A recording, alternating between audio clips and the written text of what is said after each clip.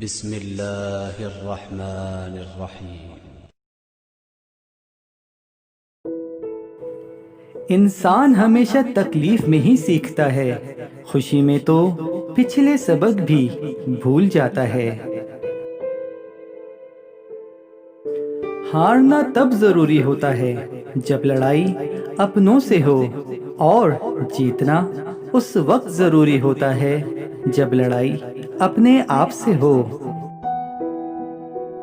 نفس وہ گھوڑا ہے جس پر انسان قابو پالے تو دنیا اس کے قدموں میں ہوتی ہے۔ خامیاں سب میں ہوتی ہیں مگر نظر صرف دوسروں میں ہی آتی ہیں۔